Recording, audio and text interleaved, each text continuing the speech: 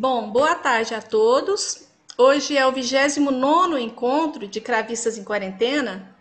É uma série de encontros que nós fazemos aqui a partir do Brasil, com conferências de pessoas que são cravistas ou que são tecladistas ou que têm alguma ligação com o instrumento, né? Ou com a música antiga ou mesmo com a música contemporânea, para esses instrumentos. Hoje, com muito prazer, com muita alegria, nós vamos receber a professora querida organista Cristina Rauric,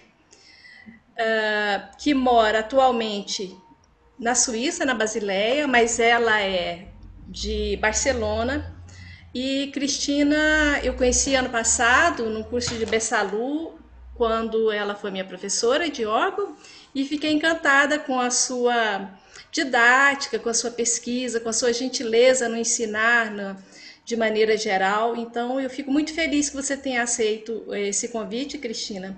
E queria só dizer para as pessoas que são os brasileiros que talvez não conheçam tanto, Cristina pesquisa antigas entabulações para teclas, a reconstrução de instrumentos de tecla, órgãos medievais, positivos e também os portativos e o repertório para esses instrumentos. E também os tropos aquitanianos. Então é uma pesquisa bastante ampla e eu tenho certeza que vai engrandecer muito essa série de encontros e para nós é uma alegria muito grande. Obrigada, Cristina.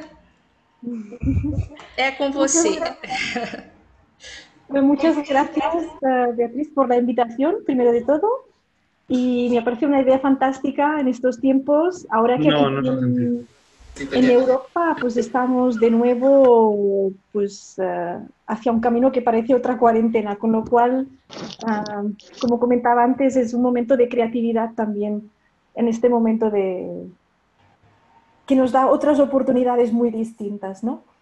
Entonces, bueno, no me alargo más, vamos a comenzar directamente porque tenemos dos temas y los dos dan para mucho, darían para, no para un día, para dos, tres, cuatro, o bueno, todo el año si quisiéramos. Entonces, lo he preparado un poco en la idea de presentar, sabiendo pues que hay intereses diferentes de personas que conocen la música antigua, pero que quizás algunos no conocen lo que son los teclados medievales y cómo funcionan y el repertorio también de este periodo medieval, en el cual me he centrado especialmente en las intabulaciones. Entonces, pues voy a compartir esta presentación de PowerPoint y también a veces la voy a sacar para poder mostraros ejemplos con los organetos que tengo aquí atrás, que os los presento porque yo les doy nombres a los instrumentos.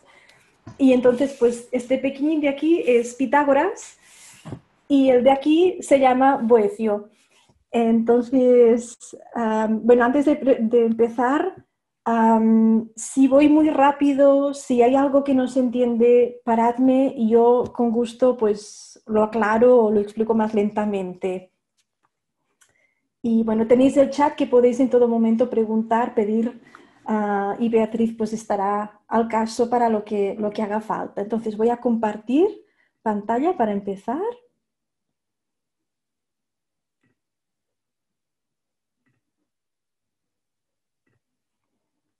Bueno, ¿se ve bien?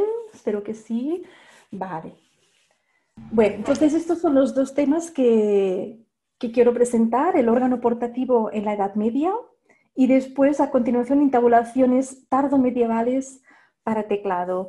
Igual el título de la primera presentación tendría que ser Edad Media y Renacimiento temprano, porque aquí tenemos también siempre poco esta discusión de dónde termina la Edad Media y dónde empieza el Renacimiento, pero es un tema tan complejo que hoy mejor no lo voy a tratar. Simplemente lo voy a dejar como Edad Media, aunque entre en parte del terreno del Renacimiento. Y bueno, os quería decir otra cosa. Sé que pues esta presentación se está grabando y naturalmente que estoy encantada que podáis compartir toda esta información. Una parte de esta información pues son cosas que podéis encontrar en bibliografía, pues lo podéis leer, en estudios de otras personas, pero otra parte es mi propia investigación de los últimos 10 años que me dedico pues a la música medieval, en especial en los teclados. Y por esto simplemente os quería pedir que si queréis compartir algo, pues adelante, con mucho gusto. Solamente pues que sepáis que hay detrás un tema de copyright y que por lo tanto pues que os agradeceré si podéis citar de dónde sale pues esta información que en parte es fruto pues de esta investigación que os contaba y en parte pues aún no está publicada. Por esto quería simplemente pues mencionar esto. Y bueno, pues en todo caso, aprovechad todo lo que queráis. Sé que seguramente tenéis ganas de compartirlo con vuestros colegas y con vuestros alumnos y adelante con esto. Bueno, vamos a empezar un poco poniendo un poco de claridad al tema de lo que son los órganos en la época medieval. Entonces, yo he leído muchos libros que algunos dicen, hay tres tipos de órgano. Están los portativos, los positivos y los órganos de iglesia. Entonces, esta es una división que igual en tiempos modernos nos parece pues muy coherente, pero resulta que en la época medieval no tenemos esta diferenciación. Cuando ellos escriben órgano, podía ser cualquier órgano, un órgano grande, mediano, pequeño, portativo, no portativo. Simplemente esta reflexión solo para que nos demos cuenta de cuánto la mentalidad moderna puede incluso influenciar la manera en la que vemos lo que sería la Edad Media. Y es importante poder hacer esta diferenciación si es necesario. Bueno, pues aquí en estas imágenes tenéis, por un lado, un órgano portativo que está aquí pues, colgado de un ángel, veis que tiene pues, una pequeña cinta sobre el hombro, y al lado un órgano positivo tocado por dos ángeles, uno en el teclado y otro detrás, que tendría un fuelle. Después, lo que comentábamos antes de los órganos. El órgano pequeño, porque sea más pequeño, el de los dos ángeles, no es que tenga que ser un portativo. Es decir, de los órganos normales, que serían positivos, que digamos, pues puede ser mediano o puede ser grande, como este otro de la derecha, donde sí que se ve que tiene unos tubos mucho más largos, incluso el fuelle que se ve que se está abriendo por detrás de esta persona que lo está activando, se ve que es un señor fuelle, es un fuelle bastante grande, ¿no? Entonces aquí pues vemos pues, los diferentes tamaños que puede tener un órgano en la Edad Media. Y os quería también mostrar esta imagen por detrás del órgano, porque muchas veces la iconografía nos muestra el órgano por el lado del teclado, del intérprete que está accionando pues, el teclado, pero pocas veces vemos lo que hay detrás, que es esta persona que acciona los fuelles, y aquí como vemos pues son dos, son fuelles de estos típicos que digamos de herradura o de chimenea. Y además otra cosa que vemos es que esta persona que acciona los fuelles pues está pues prácticamente en el suelo, ¿no? de rodillas en el suelo para poder accionar estos fuelles aún mejor. Bueno, esto sería lo que serían los órganos positivos. Después, a ver, no me deja pasar ahora. Después tenemos los portativos. ¿Cuál sería la diferencia principal entre un portativo y un no portativo? Es que el portativo lo toca una sola persona. Y aquí lo vemos, pues una sola persona que una mano está en el teclado y la otra mano está en el fuelle. De tal manera que es la misma persona que acciona las dos cosas. En los otros órganos esto no es posible porque tenemos una persona para los teclados, otra persona para el fuelle, de tal manera que es necesaria una cierta coordinación entre ellos para poder accionar una cosa y la otra. Después, para ponernos un poco más en contexto, los órganos que hemos visto hasta ahora pues eran órganos pues más bien dentro de la Edad Media un poco modernos, pero también existía otro órgano un poco más antiguo que sería siglo XI o primera mitad del siglo XII, que es este que vemos aquí en estas imágenes.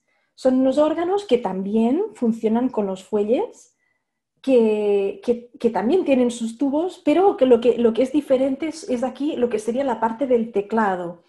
Que en lugar de teclas lo que tiene son unas lengüetas, y estas lengüetas lo que se hace es estirar hacia afuera y suena el tubo, o cerrar hacia adentro y se cierra el tubo, por lo tanto pues no hay sonido.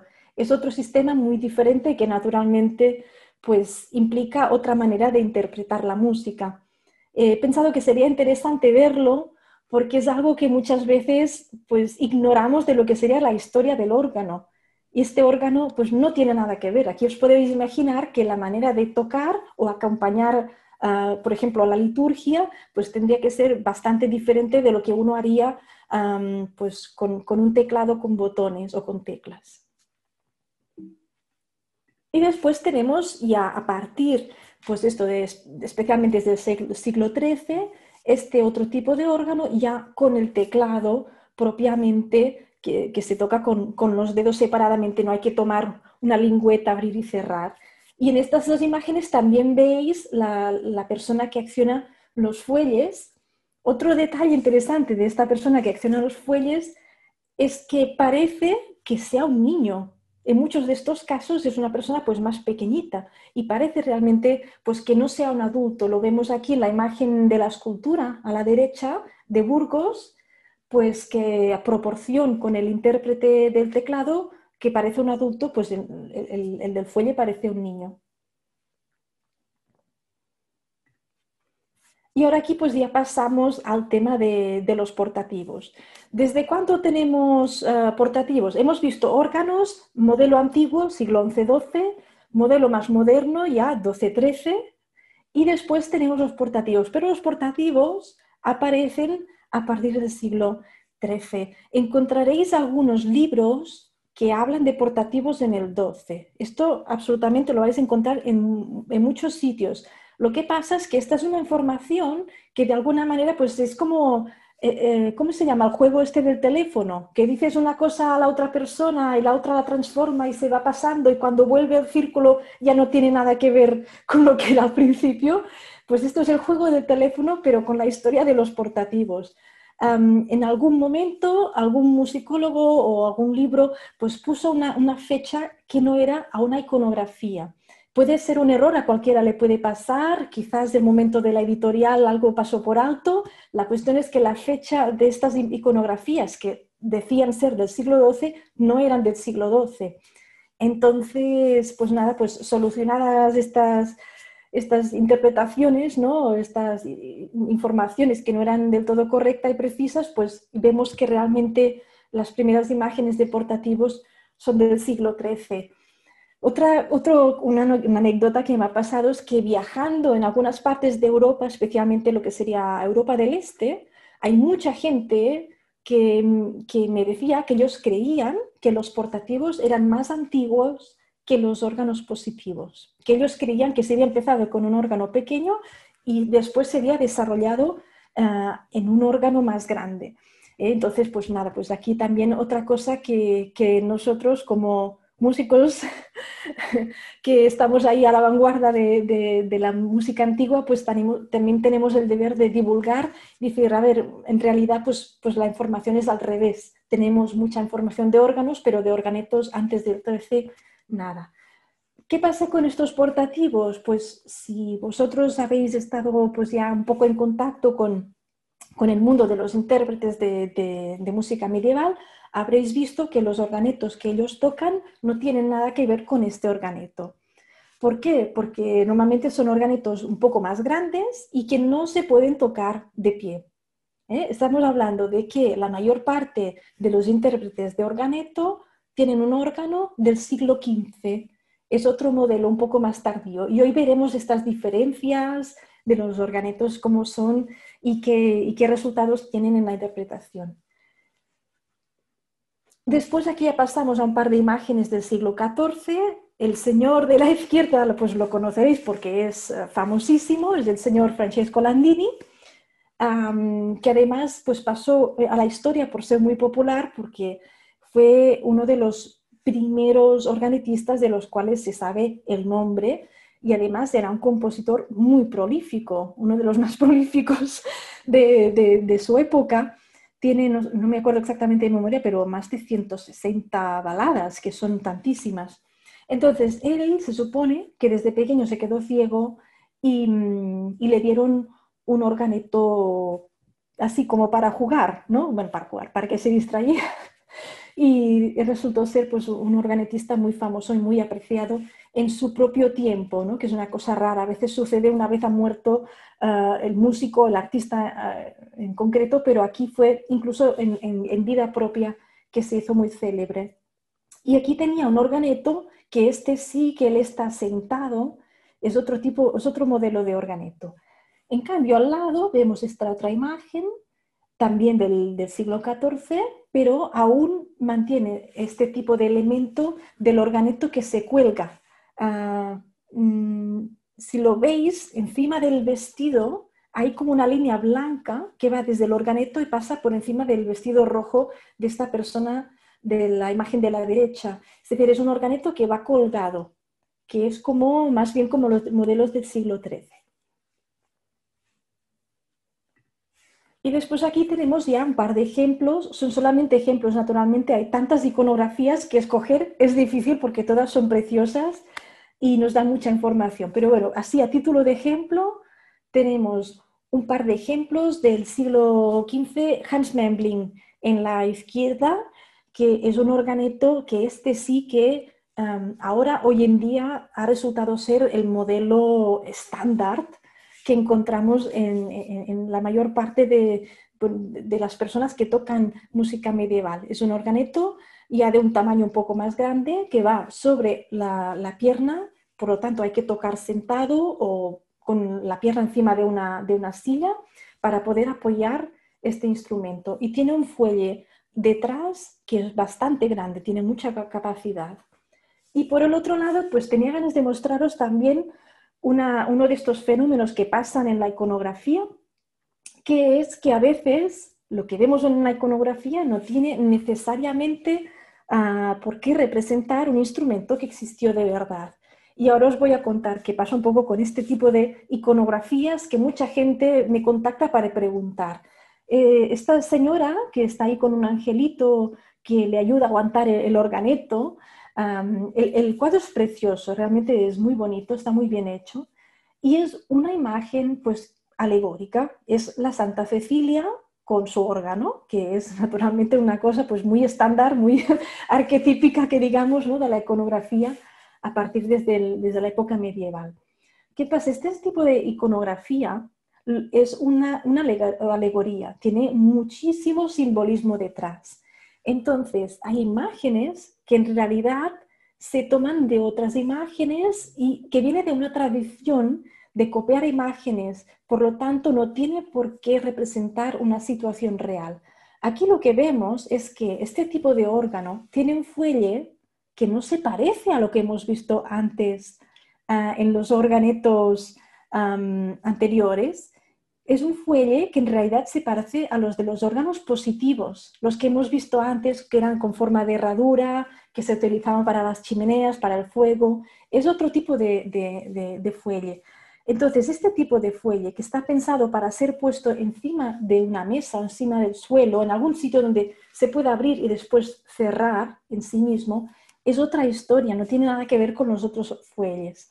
Parecería, esto sería la hipótesis, que lo que han hecho es tomar lo que sería el órgano positivo y adaptarlo en miniatura para representar el órgano como el órgano grande, el órgano pues que tiene su connotación religiosa, divina, etc. Lo que han hecho es reducirlo en tamaño y entonces aquí parecería como si fuera un portativo. Entonces esta imagen así alegórica, con toda la simbología detrás de la religión, pues se va transmitiendo y se va repitiendo y es por eso que vamos a ver este tipo de organeto muchísimas veces en mucha iconografía. Entonces tenemos que ir un poco con cuidado porque ese tipo de organeto, si lo reconstruyéramos, nos daría pues bastantes, no quiero decir problemas, pero retos, bastantes retos para entender cómo hacer que este órgano funcione con un fuelle tan pequeño, con tan poco aire y que además nos desbalancearía el organeto cada vez que quisiéramos abrir y cerrar.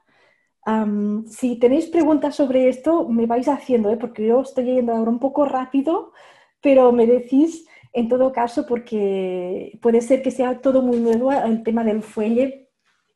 Pero bueno, ahora lo que voy a hacer es cerrar la presentación. A ver si puedo cerrarla. Sí, ahora se ha cerrado.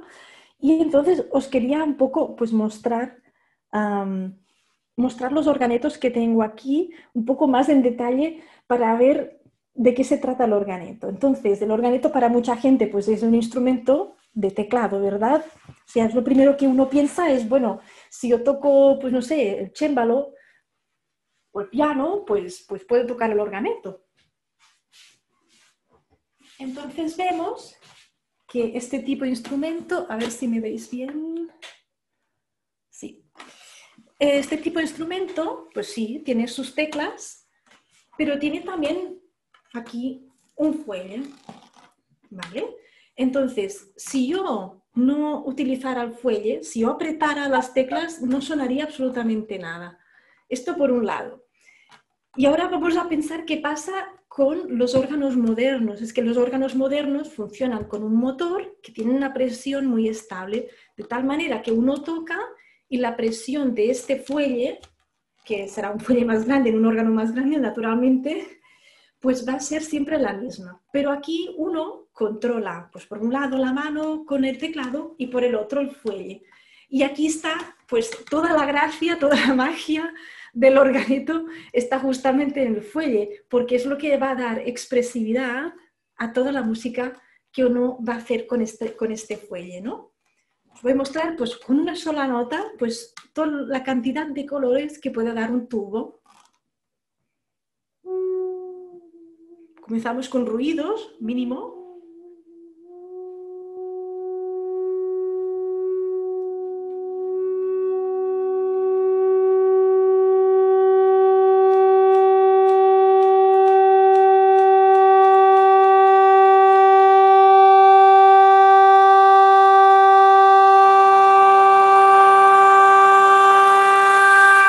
Y hasta aquí, pues tenemos toda esta gama de sonidos y para cada tubo es así.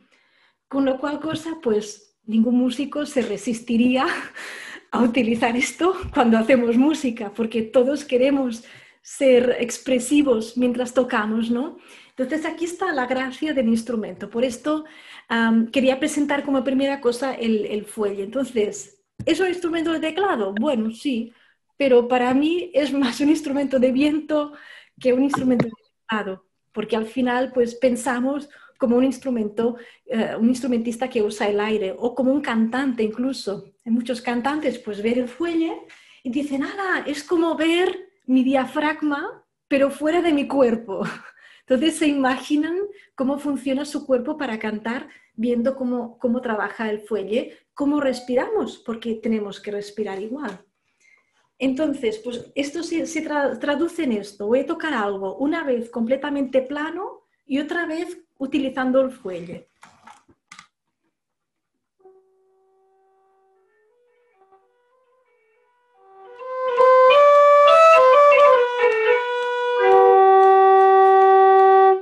Plano, era esto, y ahora...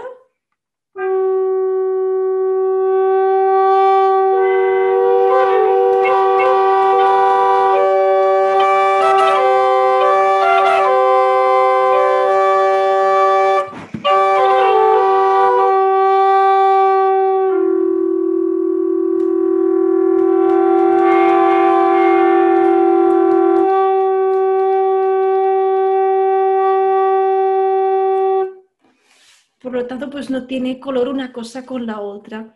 Entonces, la primera cosa que yo pienso que uno tiene que tener en cuenta del instrumento, pues, es el fuelle. Bueno, otros elementos, voy avanzando de este instrumento, sería que este es un modelo como el que hemos visto antes de Memling, muy parecido, siglo XV, con un teclado con botones, porque no es un teclado que digamos de chémbalo, con botones, todo cromático, que es lo que necesitamos para la música del siglo XV. Y después, pues, tubos de plomo y de estaño o otras combinaciones que puedan ser típicas del XV.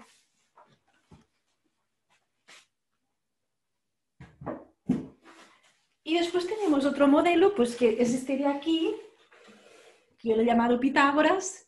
Y esto de aquí es un poco especial por una razón. Como os decía, pues la mayor parte de los músicos tienen un instrumento como boecio, que lo he llamado, como este de aquí. ¿Por qué? Pues porque es lo que se puede comprar, es lo que se puede encontrar si uno quisiera un organeto. Yo cuando estaba estudiando me interesé mucho por la música del siglo XIII y sabía que habían órganos portativos en el XIII. Y fui preguntando, pero nadie tenía uno, ni nadie había pensado en construir uno, hablando con constructores. Habían habido algunos experimentos, pero solo en cosas separadas, no pensando en un modelo del siglo XIII. Y fue así como en 2014, después de una investigación de aproximadamente un año así, junto con un constructor italiano que se llama Walter Chinaglia, pues estuvimos trabajando para tener este instrumento de aquí. De tal manera que se podría decir que es la primera vez que se reconstruye en tiempos modernos un instrumento, un órgano portativo del estilo de lo que sería al siglo XIII. Y naturalmente pues podía ser diferente porque hay muchas opciones también en el siglo XIII. Esto es una opción, una propuesta, y esta salió así. Este fue el prototipo que salió muy bien y es el que estoy utilizando pues para todo, para dar conciertos, para enseñar, para lo que sea. Entonces me pareció muy interesante lo que, o sea, al principio yo no me di cuenta que realmente era una novedad así tan excepcional, pero después empecé a pensar por qué nadie había pensado antes en reconstruir un órgano del siglo XIII. Es una pregunta que me tuvo bastante, no sé, inquieta un poco pensar que nosotros mismos tenemos tanto aún para descubrir y no nos damos cuenta de que podríamos hacer tanto. Entonces, creo que es algo que si con esta charla pues puedo también contagiar estas ganas de investigar, de ir más allá, pues espero, ojalá, que más gente pues se anime también a este mundo, porque aún tenemos mucho por hacer. 2020, sí, 2020, pero es que aún queda tantísimo para hacer. Entonces, este instrumento aquí que veis, pues tiene ya varias diferencias visibles, como el color de los tubos, que son de cobre, como el hecho de que sea mucho más pequeño en tamaño. Pero una de las cosas que pienso que es muy interesante del instrumento es también el sonido, porque es otra historia, no tiene nada que ver con la idea estética del sonido. Voy a mostraros un poco cómo es.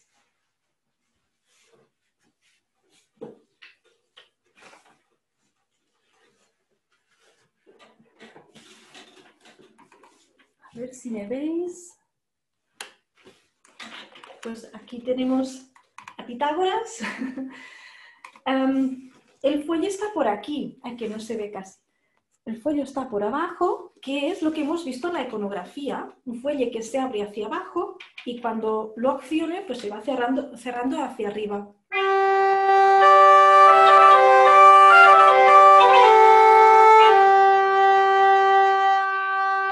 Y se cierra. Entonces, cuando lo suelto, se abre hacia abajo.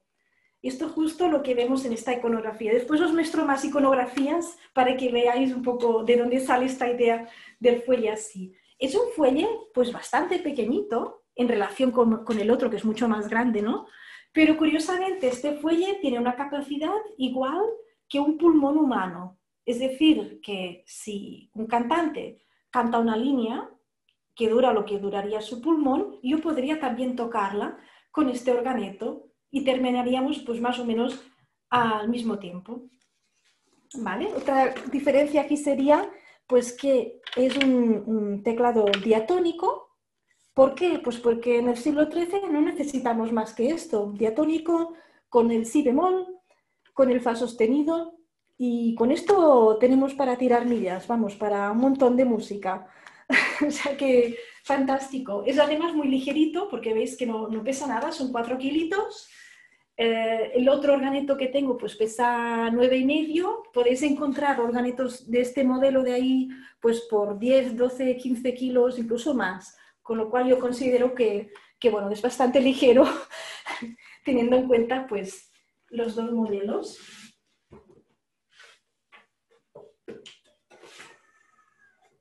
Pues ahora os quería un poco mostrar para que pudierais escuchar un poco los dos sonidos que son un poco diferentes de los dos instrumentos. Solo un par de trocitos cortos, pero creo que puede ser interesante, aunque sea a través de internet, que podáis escuchar esta diferencia de sonido.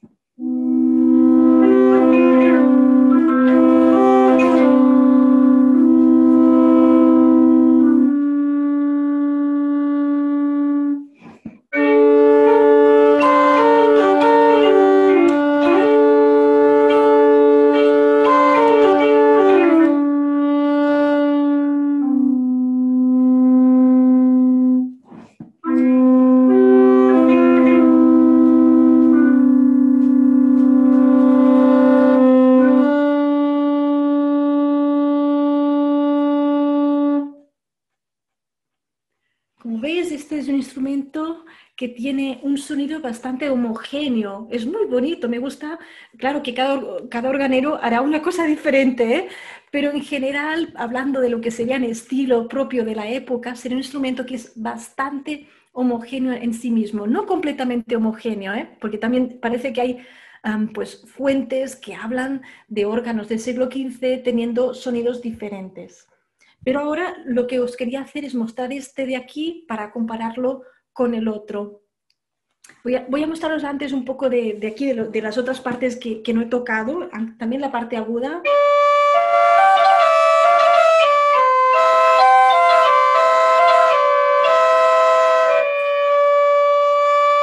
También tiene un color así bastante parecido, o la parte de la mitad.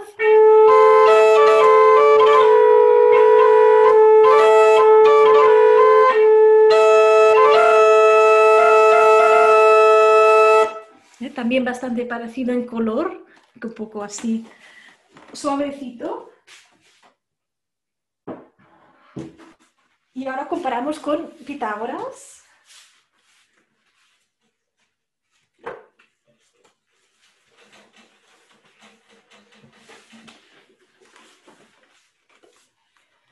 Entonces los registros, aquí sí que veréis más diferencia, el registro más agudo.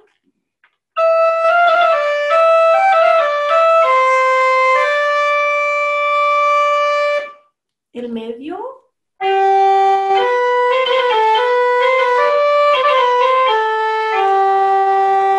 Y el grave.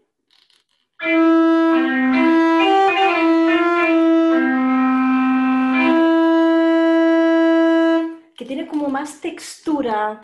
Para mí esta parte de las texturas me gusta mucho, que esté así acentuada, porque cuando uno toca polifonía da un poco la sensación como si fueran dos voces diferentes. Me gusta mucho de este instrumento. Y bueno, un poquito voy a tocar alguna cosita para que podáis oír su sonido.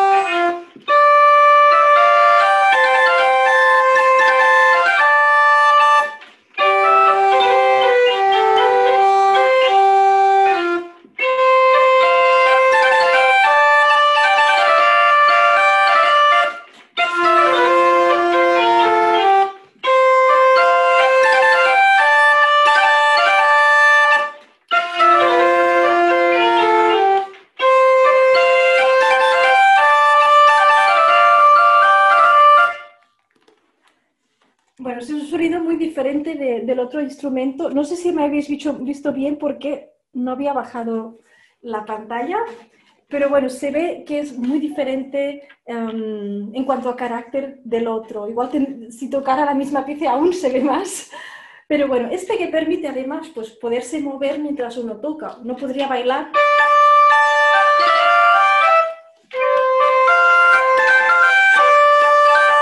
Uno podría estar bailando y tocando a la misma vez, igual no saltando mucho, pero sería posible. Y después os voy a mostrar unas iconografías que justamente muestran cómo se baila mientras se toca el organeto.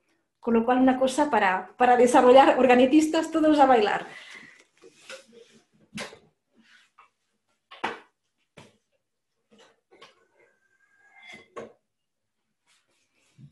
Bueno, entonces, igual después si hay tiempo puedo tocar alguna cosa más, pero vamos a continuar con la presentación. A ver, para compartir.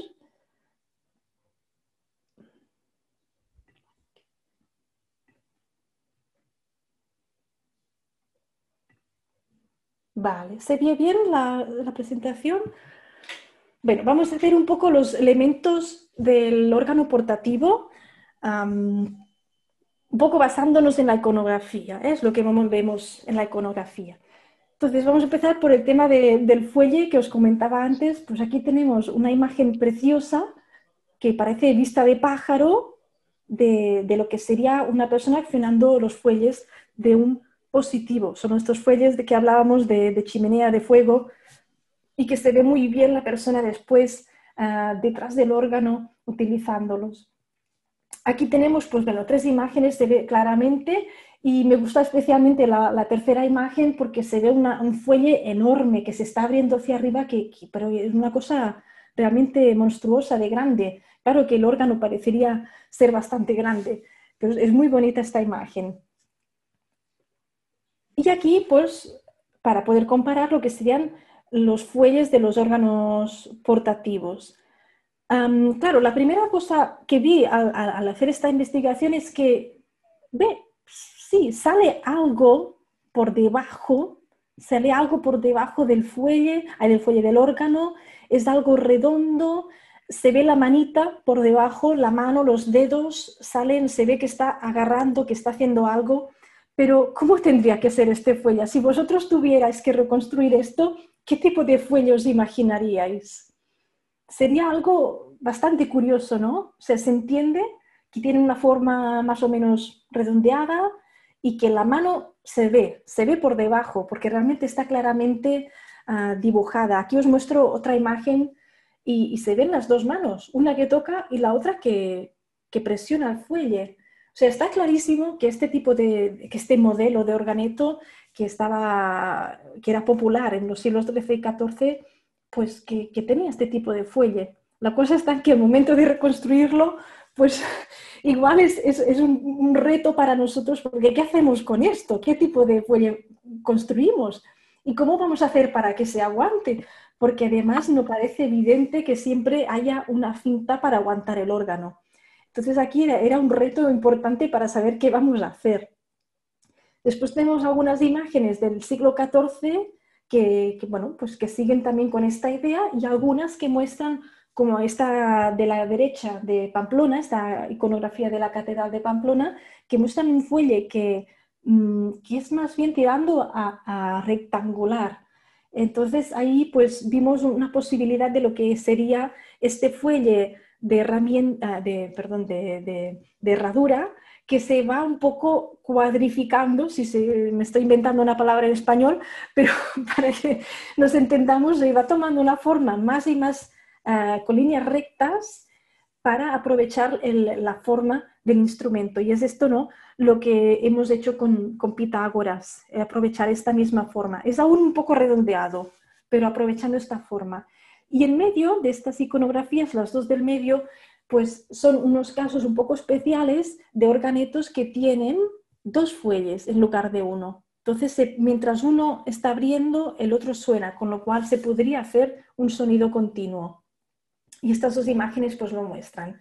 Y siguen manteniendo este fuelle de abajo, es decir, un fuelle que se abre hacia abajo. Por lo tanto, estos instrumentos, como decíamos, no se podían tocar sentado en el sentido de que necesitamos que el fuelle se pueda abrir hacia abajo porque si no, pues no vamos a poder tocar mucho.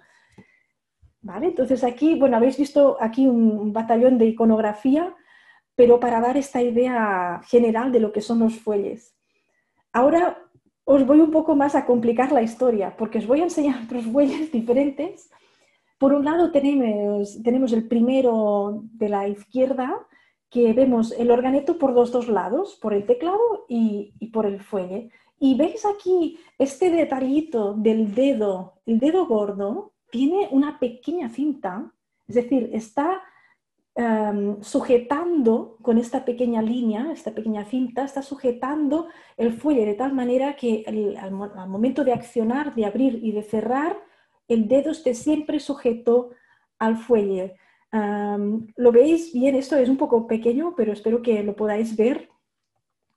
Después es un fuelle que está como a mitad, no se entiende exactamente, es como horizontal, podría abrirse hacia abajo también. Bueno, este es algo que la iconografía a veces nos deja así un poco perplejos y no tenemos tampoco que esperar demasiado en el sentido de que nosotros tenemos unas expectativas fotográficas, queremos ver una fotografía que sea uno a uno exactamente de lo que tiene que ser y si nos dan el plano del organeto pues aún mejor, pero esto por desgracia pues no lo tenemos.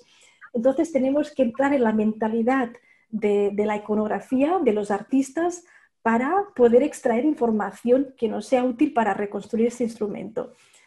Y bueno, la segunda imagen, este ángel con la nimba ahí, con otra vez, pues este fuelle que es más bien de chimenea, uno solo, un organeto que parece que se aguanta a través de colocarlo aquí sobre el cuerpo.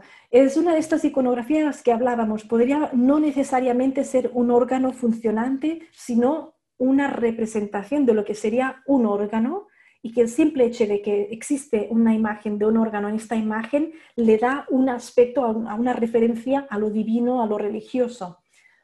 Después al lado, pues otra imagen de Stefano da Verona, otro organeto, pero esta vez con los dos fuelles de chimenea. Seguimos con la misma duda de antes. Estos fuelles son muy pequeños y la persona que accionase un fuelle así tendría que estar todo el día, bueno, tendría una tendinitis de tanto abrir y cerrar el fuelle porque son muy pequeños y sería un trabajo enorme. Entonces, esto parecería otra vez este tipo de representación de un órgano positivo en minúsculo. Aquí otra vez pues también se trata de otro ángel músico, otra vez esta simbología, ¿eh? Por lo tanto tomamos esta imagen de este tipo de órgano como una simbología que representa algo más detrás.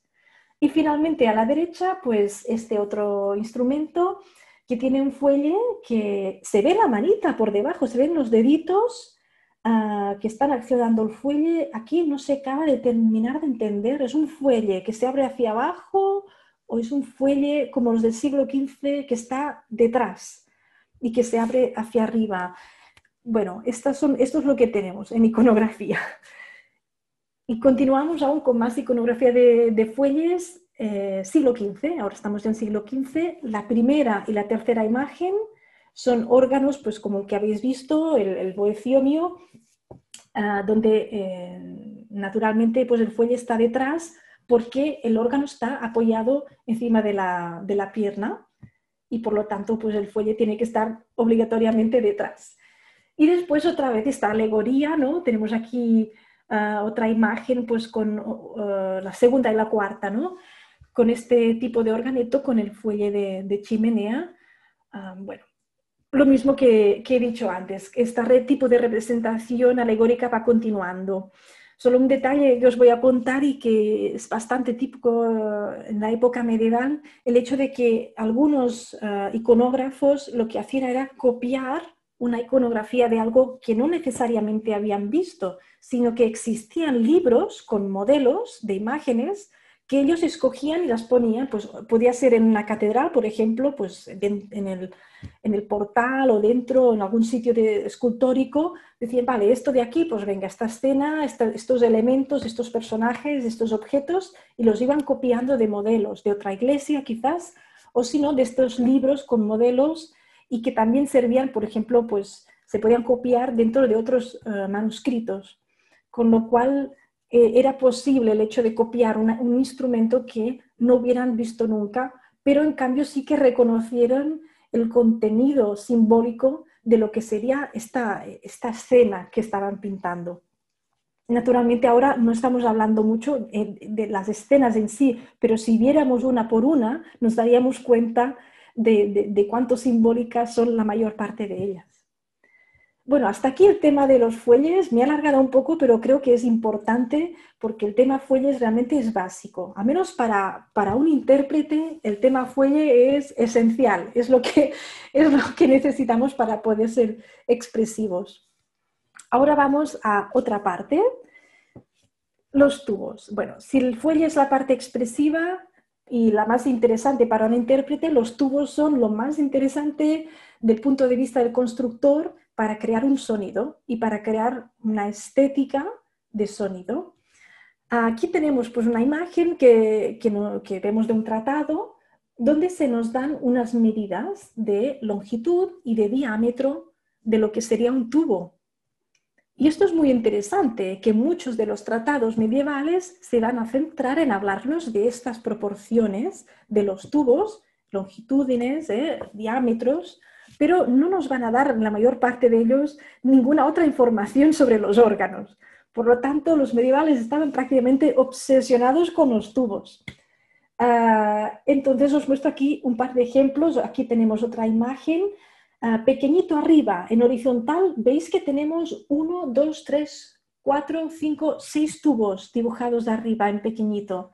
También este es del mismo tipo de texto. Estamos hablando del Mensura Fistularum, un tratado donde se nos habla justamente de las proporciones de los tubos.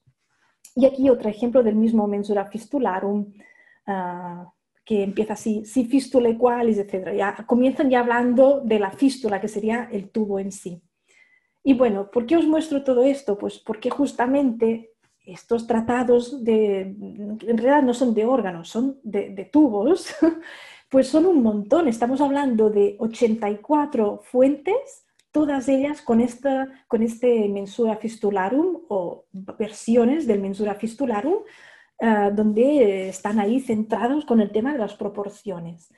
El más antiguo de estos tratados pues es del siglo X y esto se va copiando y transmitiendo hasta el siglo XIV.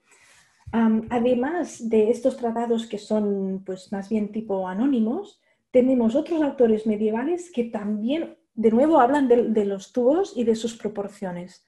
Uno es Herberto de Aurillac en el siglo X y otro es Aribot en el siglo XI. Y siempre obsesionados con el tema de las proporciones. Entonces, ¿por qué nos hablan tanto de los tubos y no nos hablan del resto del instrumento? Bueno, entonces aquí tenemos que ver la problemática que tenemos nosotros, o el reto, mejor, me gusta más la palabra reto, que tenemos nosotros, pues también desde el punto de vista del estudio pues, musicológico, es que una parte de esta información pues, puede parecer que sea práctica y que sea de construcción, es decir, si te dan esta proporción, debe ser tanto de largo en relación al diámetro tal, pues parece que sea muy práctico, que una pueda tomar esto como una receta y construir su tubo y ya está, pues fácil, ya tenemos los tubos. Pero por otro lado, tenemos que marcar, que encuadrar toda esta información con una mentalidad de la época. Entonces, en este periodo había muchísimo simbolismo y mucha especulación. ¿Qué pasaba aquí? Pues que todo el tema de las proporciones estaba relacionado con una mentalidad medieval sobre lo que era el universo, cómo estaba construido y cómo una figura divina había creado este universo y mantenía pues, un balance entre las cosas.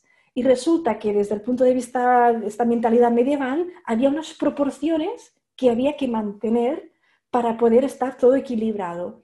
¿Qué pasaba? Que estos autores pues, intelectuales, ¿no? medievales, lo que hacían era transmitir o transportar, traducir estas ideas sobre otros conceptos, por ejemplo, el tema de los tubos. Como era un tema ya matemático, lo que hacen era aplicar pues mismas proporciones de lo que sería esta teoría religiosa, simbólica, la transportaban al tema de los tubos, que era un tema matemático. Y es por esto que no nos hablan del resto del órgano, porque no les interesa el resto, simplemente han justificado que estos tubos funcionan, tienen naturaleza, que funcionan igual que el resto de las cosas que existen en el universo, que está todo pues, bajo esta idea de la figura divina que lo ha creado. Y bueno, aquí también con este tema, que encajaría pues con el tema de la música de las esferas, etcétera, ahora no me alargo porque sería un tema que podríamos hablar otras 2 horas. Me encanta el tema también, pero es un poco así también pues muy focalizado y tenemos otras cosas que hablar ahora. Pero es muy interesante porque nosotros hoy en día esta manera de pensar pues la hemos perdido, no la tenemos de la misma idea, ¿no? Nosotros esperamos una receta. ¿Cómo se hace el pastel? Pues esto y esto y esto, y ya está. Tenemos el pastel entero. Entonces aquí no tenemos el pastel entero, tenemos la base, pero el resto del pastel, pues cada uno que se lo inventó como quiere. Es lo que tenemos. Entonces, bueno, ¿qué tenemos aparte de esto? ¿Tenemos alguna esperanza? Pues sí. Resulta que había otro señor que se llamaba Roger de Helmarshausen, también conocido como Teófilo. Este señor era un monje benedictino que vivió a finales del siglo XI, principios del XII, y escribió pues, en 3 volúmenes un libro que se llamaba De diversis artibus, de los artes variados. Y es un libro muy interesante desde el punto de vista artesano, de producción artesana. ¿Por qué? Es una de las rarísimas veces que tenemos en las fuentes medievales que nos dan algo que parece a las recetas que nosotros, como humanos del siglo XXI, esperamos. Es decir, este señor hizo este libro ¿por qué? Porque explicó ahí, recolectó uh, todas las informaciones sobre los objetos que había dentro de una iglesia. Entonces las explica. ¿Cómo se hace el vitrio, perdón, que estoy mezclando idiomas? El vitrio de colores para las ventanas. Pues mira, así se hacen. ¿Y cómo se hacen los pigmentos para pintar el muro? Pues mira, para tal color se hace así, para el otro color. Entonces va explicando. ¿Cómo se hace la orfebrería? Los objetos de metal, que había muchos también dentro de la iglesia, etcétera, etcétera. Va explicando todo esto. Llega un punto que explica también el órgano. Entonces es muy interesante ver cómo aquí finalmente tenemos a alguien que nos habla de algo más que los tubos. En realidad para los tubos dice, mira, para los tubos os vais a buscar un documento que os habla de las proporciones y ya está, no dice nada más. En cambio te explica pues el resto de las partes del órgano y te explica los materiales, etc. Todo esto estaría muy bien, lo que pasa es que la receta nunca está completa, siempre falta algo. O sea que aunque quisiéramos tomar a este señor y reconstruir el órgano, algo tendríamos que hipotetizar porque no está toda la información. Este señor no era un experto en órganos, lo que hizo es recolectar de todo lo que pudo, de pintura, de orfebrería, de ebanistería, de vidrio, todo, recolectó de todo. Pero claro, no tenía por qué ser un experto de todo. Pero sí que para nosotros es muy interesante desde el punto de vista artesano o de las cosas hechas a mano, porque es el único que realmente nos habla de esto. Y otro detalle que me parece interesante mencionar de este libro, que en realidad son 3 volúmenes, es un señor libro este, pues que el órgano llega justo al final. Y parece ser que al final está lo que sería lo más, ¿cómo decirlo?, lo más complejo. El órgano llega al final porque sería la máquina la más compleja de construir. Digamos que sería una alta tecnología punta medieval, el órgano. Es algo que necesitaría mucha precisión y por esto está al final, porque pone la guinda al pastel este que no tenemos justamente la receta, pero pone la guinda igualmente. Y cierra el libro con esto, con el órgano y con las campanas también, o sea, instrumentos musicales. Por esto creo que es muy importante tenerlo en cuenta este señor de aquí. Y bueno, aquí tenemos una imagen de lo que sería uno de estos tratados de Teófilo. Aquí justamente pues está hablando pues, sobre la purificación del cobre, porque como sabéis el cobre es un material muy importante. Una cosa que casi me olvidaba de decir es que de los otros tratados, Mensura Fistularum, tenemos 84 tratados que, por cierto, están traducidos en alemán para los que puedan hablar alemán. Está editado en el año 70 por Klaus-Jürgen Sachs, está en latín y en alemán. Lo que pasa es que recientemente he encontrado otros 2 más y ahora estoy trabajando en estos otros 2 tratados también para publicarlo y traducirlos, quizás esta vez no al alemán, si puede ser a otro idioma que se pueda entender, pero es interesante ver cómo realmente Mensura Fistularum fue un texto así estándar y tan importante durante tantos siglos, del X al XIV. Bueno, seguimos adelante. Otra anécdota es que estos tubos que estáis viendo aquí son posiblemente, hipotéticamente, de los más antiguos que han sobrevivido hasta nuestros días. Son unos tubos que están en Jerusalén, en un museo de ahí, el Studium Biblicum, y los musicólogos que lo han visto piensan que podrían ser del siglo XII.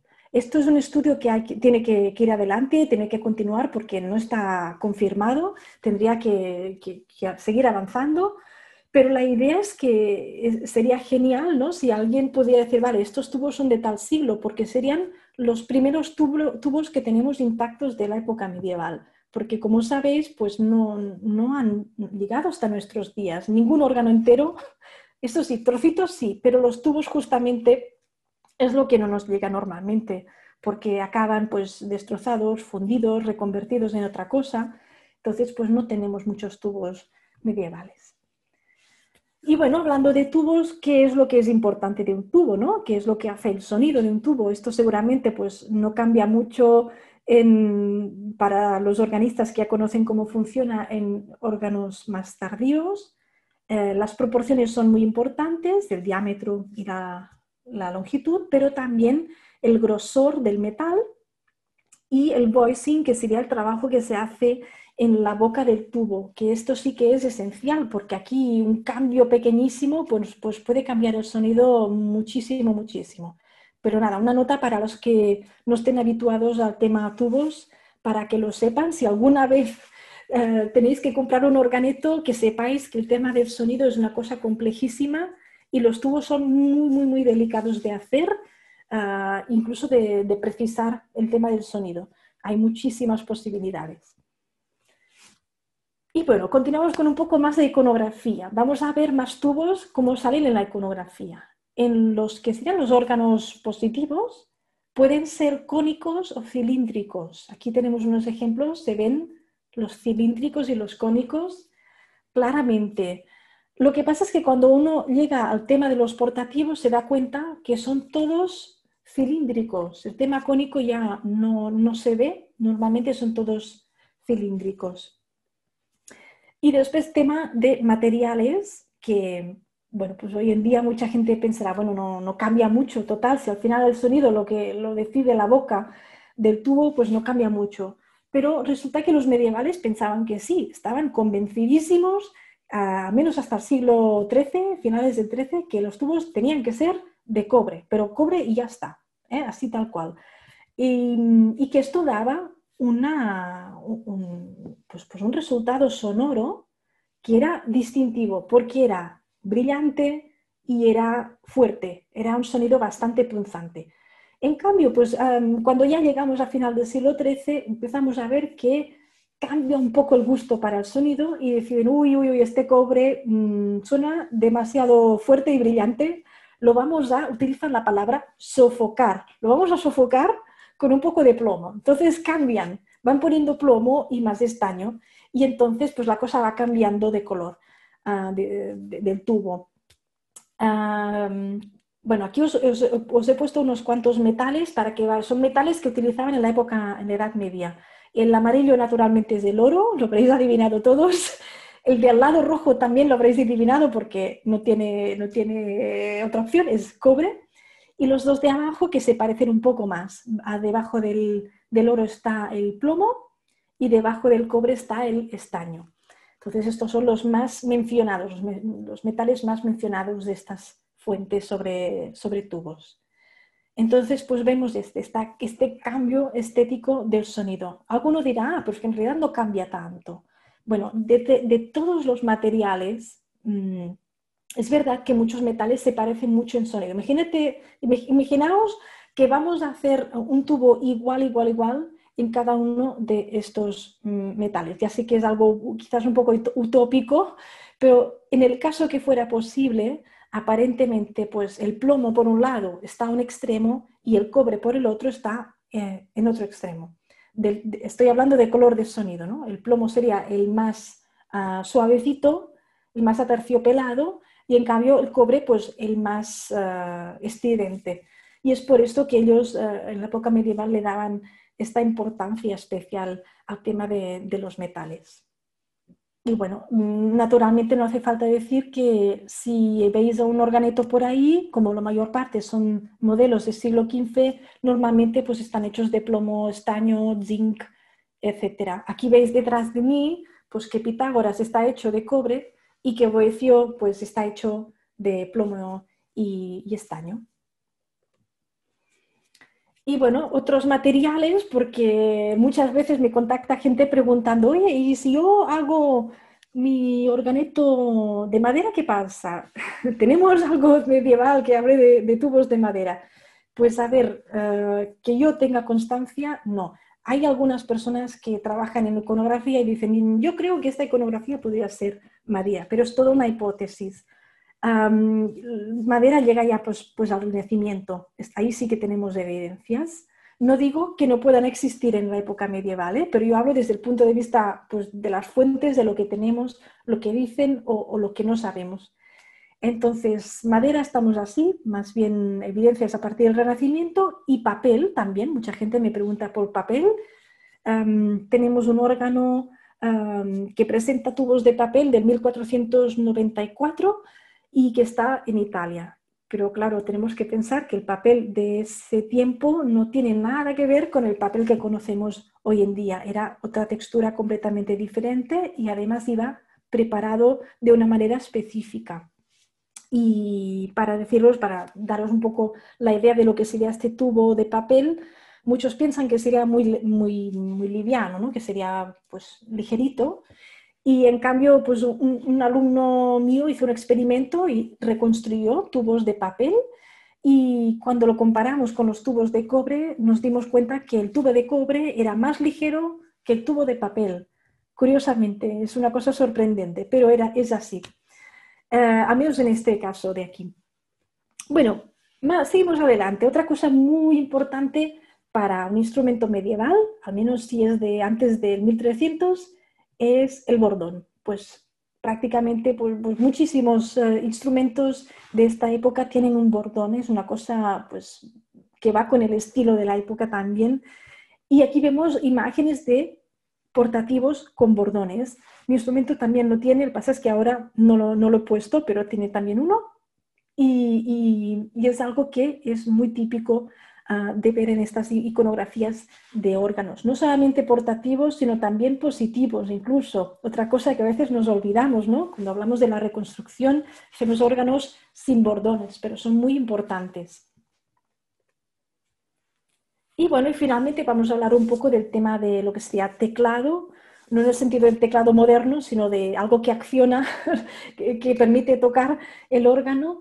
Pues aquí vemos estas imágenes con las lengüetas que se estiran, se abren y se cierran, 3 imágenes con lengüetas, y después las comparamos aquí con lo que tienen los organetos. Básicamente lo que tienen son pues botones. Son botones, veis incluso los deditos ahí apretando pues, los botones uno por uno, las teclas, etc. El tema de los botones es bastante popular, siglo XIII, XIV, y será ya en el siglo pues, XV que se va consolidando la idea del teclado como lo vemos ya en un cembalo, por ejemplo, ¿no? Pues aquí ya veis las teclas más alargadas, todas rectitas, pues en negro y en blanco incluso. Esto ya sería pues el teclado que conocéis todos.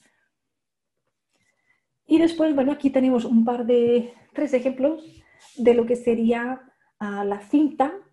de la cual se cuelga el instrumento, porque claro, algunas iconografías a veces no lo muestran, pero otras sí. Parece que el organito vuela, pero no, el organito no vuela por sí, tiene que estar agarrado en algún sitio, se tiene que aguantar. Y bueno, pues ahí vemos la cinta de la cual, que permite colgar el instrumento. Pensemos que incluso en lo que sería en catalán medieval, el órgano portativo lo llaman orgue de coll, que significa órgano de cuello, es decir, que va colgado del cuello.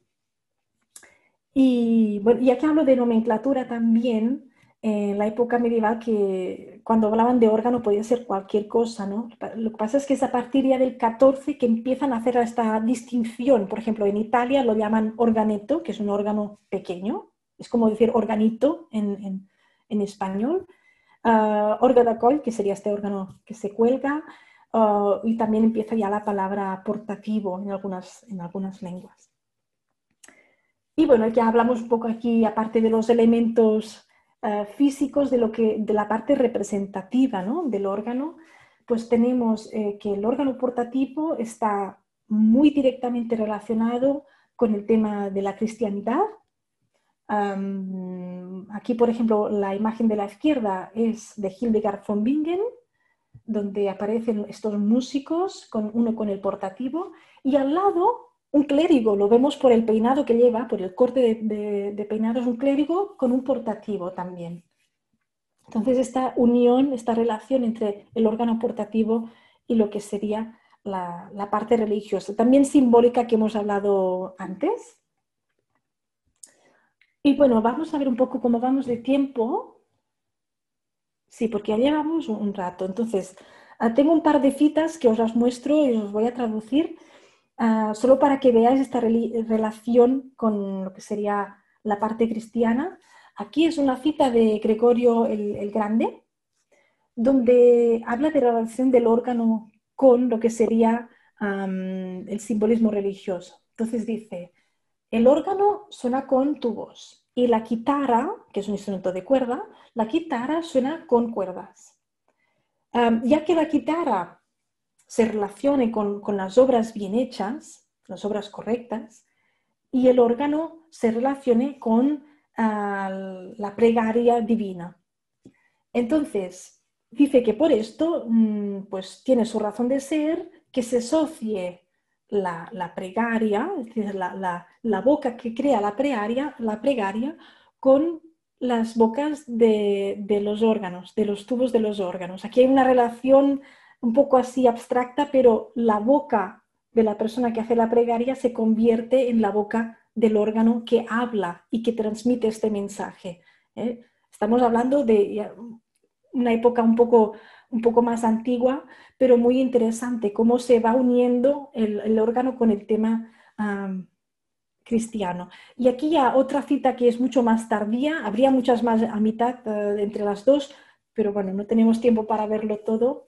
Y es que a siglo XIII Bartholomeus Anglicus nos explica que, bueno, que de todos los instrumentos, que el único que se permitía dentro de la iglesia sería el órgano, y que es el que toca los cantos, las prosas, las secuencias, es el repertorio que tocaría el órgano. Y entonces, ¿qué más simboliza el órgano? Pues simboliza también un instrumento de celebración. Aquí un par de iconografías que muestran esto. Esta es una escena de la Biblia, donde vemos una celebración con muchos músicos acompañando este carro con la arca, y vemos entre ellos el organeto, un organeto con este fuelle que decíamos de chimenea de fuego. Y después otra imagen de otro tipo de celebración. En este caso es un casamiento. Aquí vemos el obispo que está casando, justo detrás del obispo una fídula, y delante de la fídula un organeto que parecería tocado por un niño, ¿no?, porque es de una estructura pequeñita. Y esta celebración no es una celebración real que haya ocurrido de verdad, está dentro de un libro de literatura, una de estas historias que alargaban la historia de Arturo, ¿no? Es una historia que fue tan popular que fue como esas series que vemos hoy en día, que cuando tienen éxito, las van alargando y van haciendo más episodios y más temporadas. Pues lo mismo pasó con las leyendas de Arturo, del rey Arturo. Entonces iban haciendo otras series, otras historias, otras leyendas, ampliando, y en una de estas, pues estas historias, esta historia concretamente, donde hay unos casamientos al final, y durante este casamiento se habla de que hay músicos, entre ellos organistas, que tocan. ¿Y qué pasa con la iconografía? Que lo que vemos es un organeto en lugar de un órgano positivo. Por lo tanto, el organeto como instrumento de celebración también en este caso. Y finalmente, como os había prometido, un par de imágenes que muestra el organeto como un instrumento de danza. Aquí estos dos personajes veis que están haciendo exactamente la misma posición con las piernas. Es un tipo de paso de danza, con lo cual aquí vemos como el organeto sería también un instrumento relacionado con la danza. Eso faltaría ponerlo ya a la práctica, bailar y tocar a la vez. Igual en el próximo concierto me atrevo y lo hago.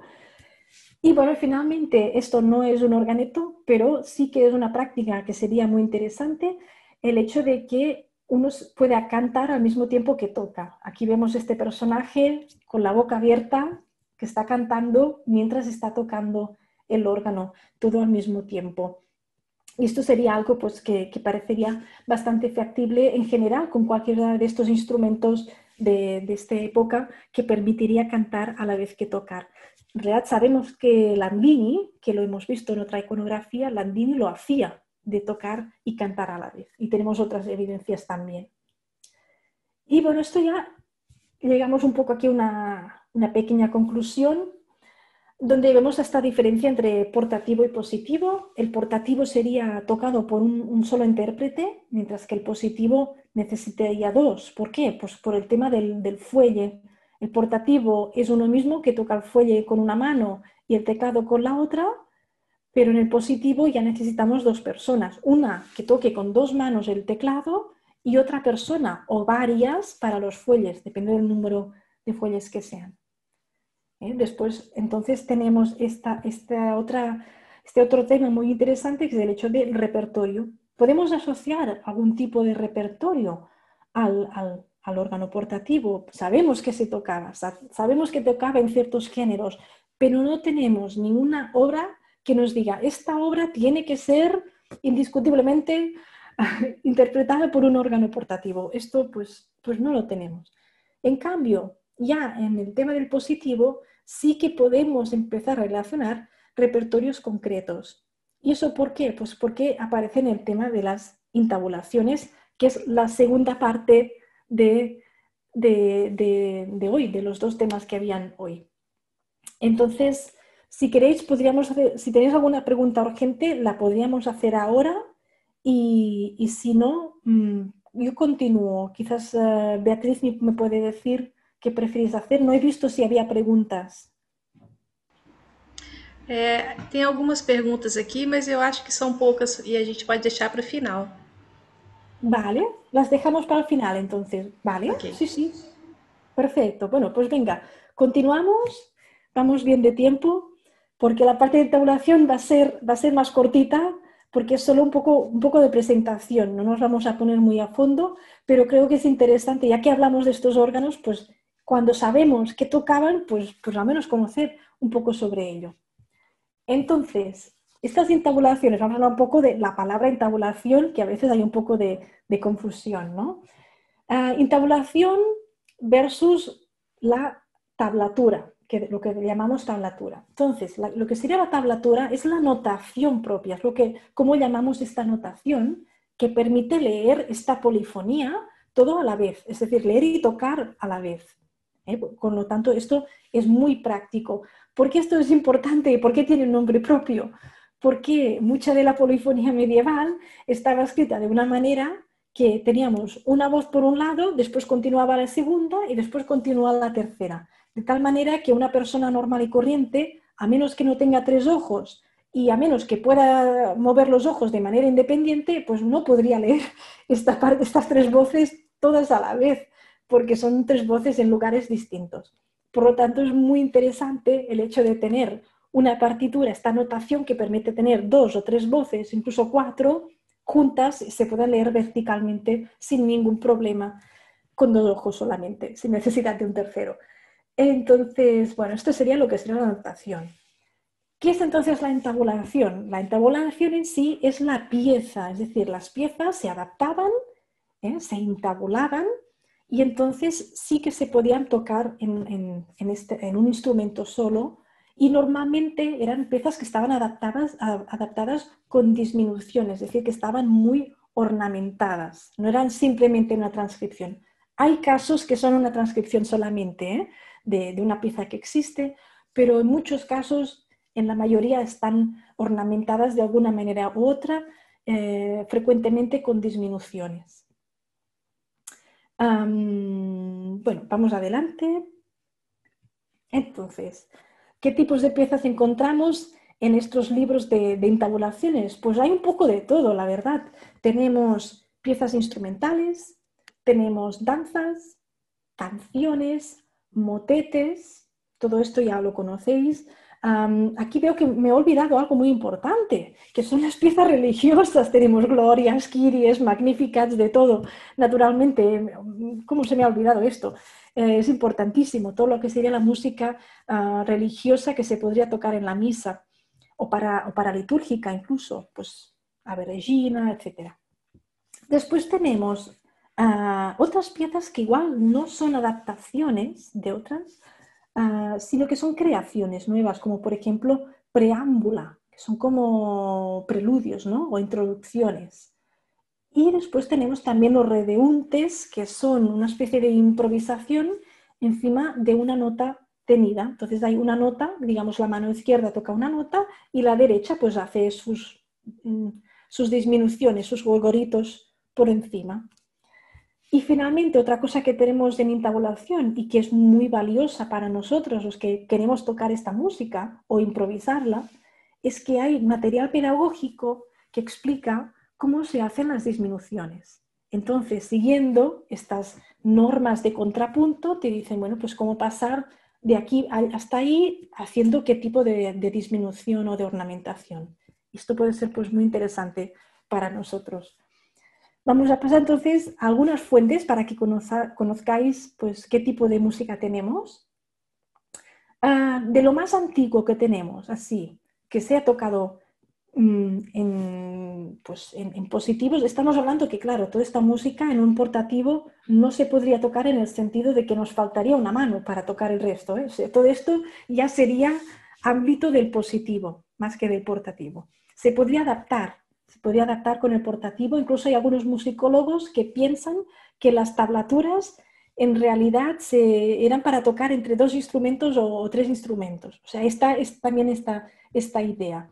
Yo a veces me pregunto, bueno, si han hecho el esfuerzo de ponerlo junto, ¿será que es para que un intérprete lo lee todo junto, ¿no? A la vez. Pero bueno, también se puede hacer la otra cosa. Entonces, las más antiguas que tenemos, las entabulaciones más antiguas, no llegan hasta el siglo XIV. Entonces, de lo más antiguo que tenemos son estas dos de aquí, que son el códice de Robertsbridge, que ahora mismo está en Londres, y tiene 6 piezas, de las cuales pues 2 están incompletas. Este manuscrito en especial es un manuscrito que he estado estudiando mucho y va a salir un artículo dentro de algunos meses donde hablo de este manuscrito y de los últimos descubrimientos que se han hecho acerca de él y que nos arrojan luz nueva sobre las técnicas para crear intabulaciones y también disminuciones. Si alguien de vosotros está interesado, pues voy a participar en un seminario en Oxford, en la Universidad de Oxford, y voy a estar presentando esta investigación que aún no está publicada. Por esto os lo ofrezco como posibilidad. Además es entrada gratuita. El 4 de marzo va a ser online también en Zoom y voy a hablar de estos descubrimientos que he hecho en relación con Robertsbridge.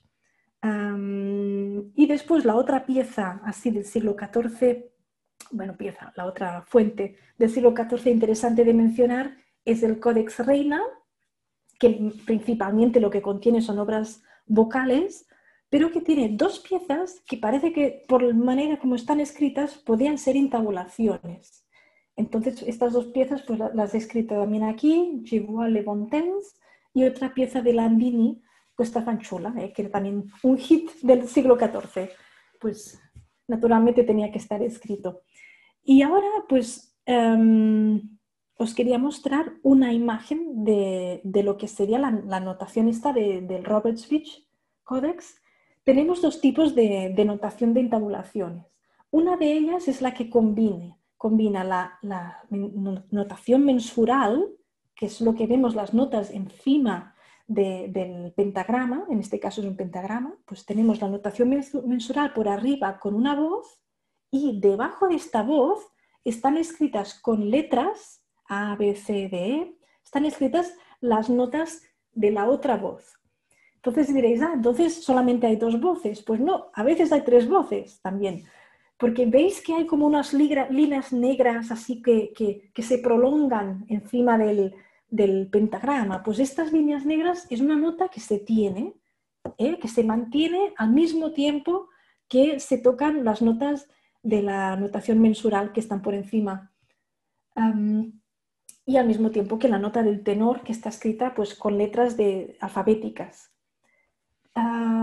En este caso, en este códice, lo que hay de muy especial es que es la única fuente de entabulación para teclado que incluye al mismo tiempo el texto de la pieza vocal, que es algo rarísimo, porque normalmente pues, no está el texto. Lo que hacen es poner el incipit, la primera palabra o dos o tres palabras del inicio, pieza tal, ya está.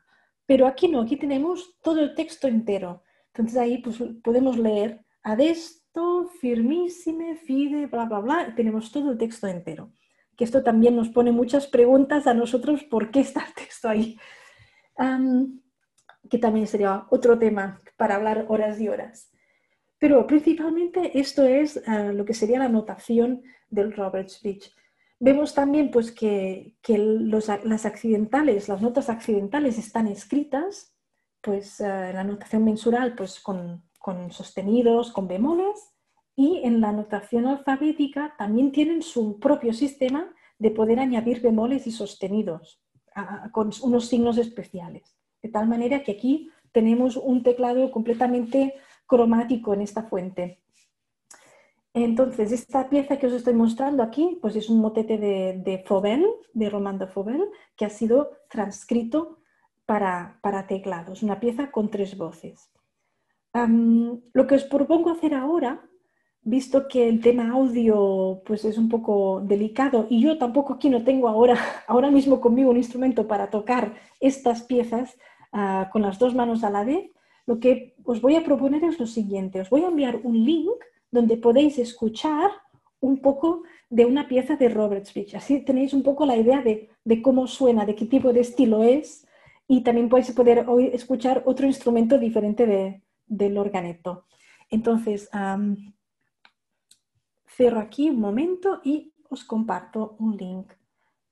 Esta pieza que os voy a compartir ahora es la pieza que estoy investigando, de la cual voy a hablar en la charla en Oxford, y es una pieza realmente muy interesante porque nos está dando una información valuosísima sobre cómo se crea la disminución en el siglo XIV. Y no os puedo avanzar mucho porque aún está para publicar y no puedo aún no puedo avanzarme demasiado, pero solamente os invito a escucharla porque realmente tiene una disminución que es una pasada, es una barbaridad. Realmente estoy muy sorprendida. Ahora que he visto lo que está sucediendo con esta pieza, es muy sorprendente lo que se llega a hacer con esta pieza, de cuán rica en ornamentación está.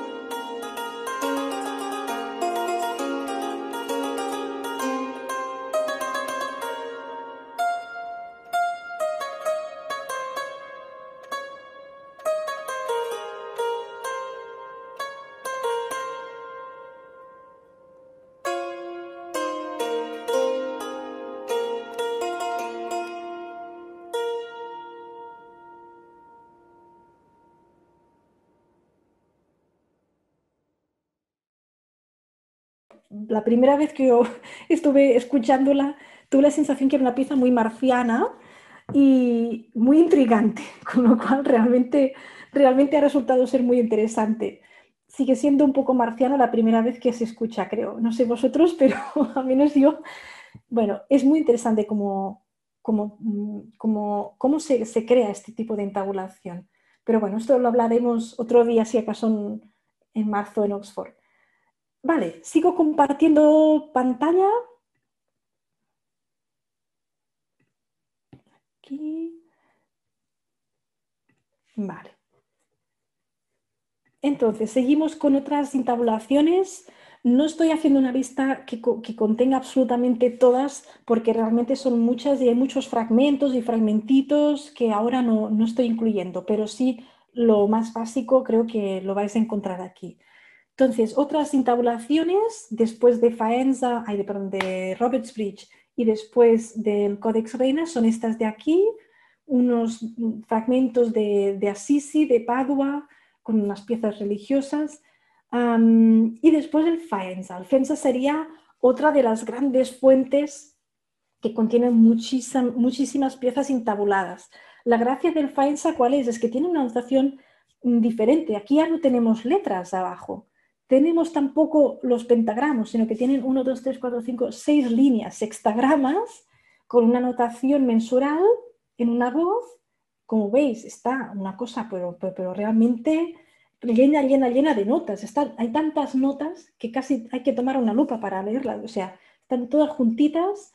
Y después tenemos una voz de tenor, escrito también en notación mensural, con lo cual no tenemos ningún tipo de notación alfabética. Otro detalle es que aquí solamente hay 2 voces. Incluso las piezas que originalmente tendrían 3 voces, porque aquí salen, por ejemplo, baladas italianas, piezas francesas, etcétera, etcétera. Incluso estas piezas que podrían tener 3 voces, pues no se transcriben. Están solamente 2 de las voces. Y muy, muy ornamentado. Son piezas también muy bonitas. Y bueno, solamente así como a título de ejemplo para que veáis lo que sería esta notación. Y si queréis tocar algo de entabulaciones, pues os recomiendo muchísimo tomar esta fuente. Realmente hay muchísimo repertorio y muy bonita. De esta fuente os propongo también una audición, un trocito de audición, esta vez con otro instrumento para que así también podáis escuchar otro instrumento diferente. Entonces, ahora os comparto otro link. Este link pues es una pieza que se llama Benedicamus Domino. Como sabéis, el Benedicamus Domino es un tipo de pieza un poco especial porque es una pieza libre, que digamos. Al final de la misa se permite a los músicos tomar la melodía que más les ha gustado o la pieza que más les ha gustado y ponerle el texto Benedicamus Domino. ¿Qué pasa en Faenza? Que tenemos un Benedicamus Domino, que sería el tenor de la pieza, y ornamentado pues, con un montón de disminuciones muy ricas. Y aquí en este caso, pues lo iréis tocado en un órgano positivo, que es un órgano, bueno, una reconstrucción de un órgano de finales del siglo XV, es decir, todo siglo XV, tanto el Faenza, que es 1420, como un órgano que está pintado a tipo segunda mitad más o menos del siglo XV. Os lo envío y también pues os doy 1 minuto y medio para escuchar un poco de este Benedicamus Domino, que es una pieza un poco loca, yo diría, incluso, de cómo está escrita esta entabulación.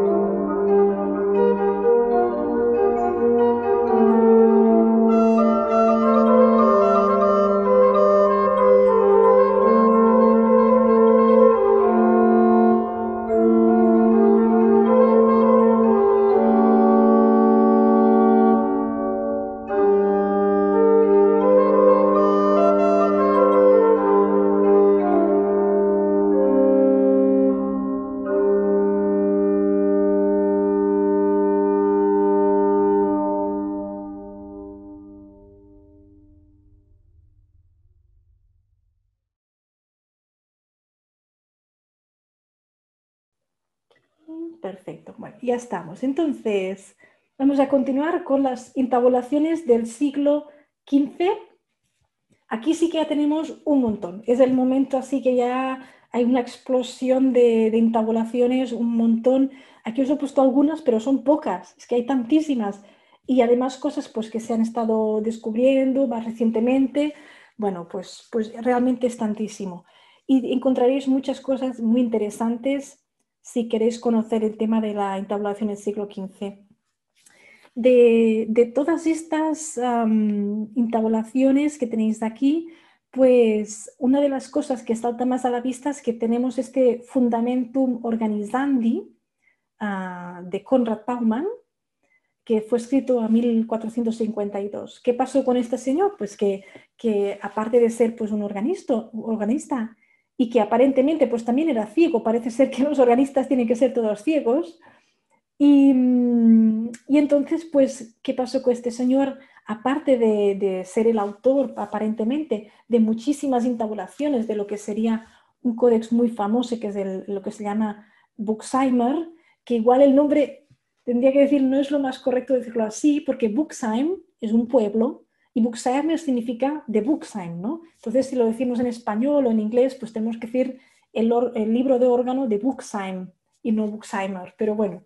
Nos entendemos igual si decimos el libro de Buxheimer, también nos entendemos. Entonces, este señor parece que, bueno, tomó parte en la creación de este manuscrito y es gracias a él que hay muchas de estas piezas ahí intabuladas. Lo que él hizo, que es una obra pues, muy interesante, es este Fundamentum Organizandi, unas notas que hizo de ejemplos de cómo se hace la disminución. Y esto es algo muy práctico. Cualquiera de vosotros que quiere tocar en estilo de siglo XV de Alemania podría tomar estos ejemplos, aprenderse de memoria cómo hacer las disminuciones, cómo crearlas, siguiendo también las normas del contrapunto de la época y a partir de aquí pues improvisar y crear también estas disminuciones. Aquí os voy a mostrar uno de estos ejemplos. Esto es parte de lo que sería el Codex Buxheim, ¿no? El libro de órgano de Buxheim, donde hay unos ejemplos de fundamenta. Entonces, a la izquierda está escrito ascensus, ¿eh? Es decir, si el movimiento del tenor va hacia arriba, pues ¿qué hace la otra voz? Y unos ejemplos de disminuciones, de cómo puedes rellenar este tenor para ir pasando pues, de una nota a la siguiente. Y si leéis la nota de las letras alfabéticas, pues veréis que va do, re, mi, fa, sol, la, si, do. Y este es el tenor de la primera línea. Pues cómo hacer un tenor que hace una octava prácticamente y cómo rellenarla con la otra mano para crear esta disminución. Y tenemos pues un montón de ejemplos, realmente tantísimos. La fundamenta se encuentra en 3 fuentes, las 3 creo que estaban en la slide anterior, y por lo tanto, pues el hecho de que estén en diferentes sitios significa que podría ser una obra interesante, ¿no? Y os lo puedo recomendar muchísimo. Comparando esta tipo de tablatura, esta notación, con las dos anteriores, pues nos damos cuenta también que se parece más a la de Robertsbridge que la de Faenza, por el hecho que están las letras en las letras alfabéticas escritas. ¿Qué más podemos decir de aquí? Pues que aquí sí que tenemos piezas con 3 voces, mientras que en Faenza no podíamos tenerlas. Aquí sí tenemos 3. Lo que pasa es que la voz del medio está escrita también con letras alfabéticas y a veces el hecho de leerlas nos hace un poco de lío porque las voces se cruzan, las que están escritas alfabéticamente, pero siguen estando escritas así. Entonces, pues es interesante el hecho de que uno tiene que tomar un poco de entrenarse para poder leer las 3 voces al mismo tiempo sin liarse con el tema de cruzar las 2 voces de abajo. Me parece muy interesante el hecho de que realmente es una fuente que en realidad se puede leer directamente del manuscrito pues con bastante facilidad. Yo os animo a probarlo si tenéis tiempo, un poco de paciencia, se puede hacer un poco entrenándose. Y bueno, pues hemos ya llegado al final. Lo que os quería decir también es que cualquier cosa, cualquier duda que tengáis o si queréis preguntar alguna cosa relacionada pues, con temas de órganos, de tablaturas, otras cosas, pues estoy a vuestra disposición. Me podéis contactar cuando queráis. Aquí tenéis mi mail, tenéis también dos páginas, una mía personal, pero también otra que he creado justamente para dar a conocer el tema de los órganos medievales, que se llama medievalorgan.com. Y pues voy poniendo aquí pues, artículos, informaciones, bibliografía, iconografías, podéis encontrar cosas. Y para terminar, y antes de pasar ya a las preguntas, aprovecho para haceros saber también que en breve va a estar empezando un curso también de órgano portativo online, incluso para las personas que no tengan un órgano portativo, pues aprovecho y si a alguien se le ha abierto la curiosidad, pues para hacerlos saber que está esta posibilidad. Y bueno, cuando queráis empezamos ya con las preguntas, si queréis. Del órgano hasta el siglo XIV. Cuando hablan de un material, en la mayor parte de los casos es el cobre, es decir, está escrito que es cuprum purissimum, esa es la palabra que utilizan, cuprum purissimum, cobre purísimo. Purísimo lo que significa no es que tenga que ser 100% cobre, porque cuando se saca de la roca, cuando se saca de la tierra, el cobre no siempre es puro 100%, algo tendrá, 99, algo, tanto, no sé. Pero la cuestión está en que no está expresamente mezclado con otros metales. Así como si se hace más tarde, que se mezcla pues, el plomo con el estaño deliberadamente, pues estas fuentes cuando hablan de un material, la mayor parte del tiempo dicen que es cobre. Pero esas son las fuentes de Mensura Fistularum desde el siglo X hasta el siglo XIV. Después, a partir de finales del XIII, es cuando las fuentes escritas comienzan a decir que utilizan ya el plomo y el estaño. E el zinc também. Sim, obrigada. Delgadilho Mariana quer saber sobre construtores, onde comprar um órgão portativo. Ah, es una pregunta muy buena y también muy complicada en el sentido de que no quisiera hacer favoritismos a nadie, ni tampoco hacer un feo a nadie. Lo que puedo decir es que si tenéis ocasión, yo sugiero probar en persona los instrumentos. Esto es muy importante. Probar porque cada organero propone cosas diferentes y sonidos diferentes. Y entonces al momento de probar se ve mucho más fácil pues un instrumento cuando es de calidad, cuando tiene algún problema. Entonces, para poder escoger instrumentos, he creado una video list en YouTube, ¿cómo se llama? Una playlist en YouTube donde explico, pues con vídeos pequeñitos, lo que una persona puede mirar cuando quiere saber si está haciendo una buena compra, en el sentido de cosas que se pueden ver para saber si es de buena calidad y algunas recomendaciones. Pero yo no menciono a ningún constructor. Entonces, lo que pienso es que es importante que uno pruebe. Si después alguien tiene alguna pregunta pues, más concreta, yo con mucho gusto por mail le puedo responder, puedo dar incluso mails de constructores, de contactos, lo que sea, pero creo que preferiría no quedarme ahora con nombres, sino dejarlo muy abierto. Ok. Mário Mazeira, lá a escolha de distintos materiais para os tubos também é simbólico por sua relação com os planetas? Para relacionar con los planetas. No que yo sepa, con los planetas en sí, es simbólico por otras razones, pero son razones alquímicas, no tienen que ver con los planetas. Entonces el cobre parece ser que tenía algo en especial, algo en especial. Entendi. O Leandro pergunta, no mesmo sentido, a pureza dos materiais usados na produção dos tubos tem algo a ver com religião? Somente assim para o instrumento ser permitido dentro do meio religioso, dentro da igreja? la pureza de los materiales. dos... Ujú.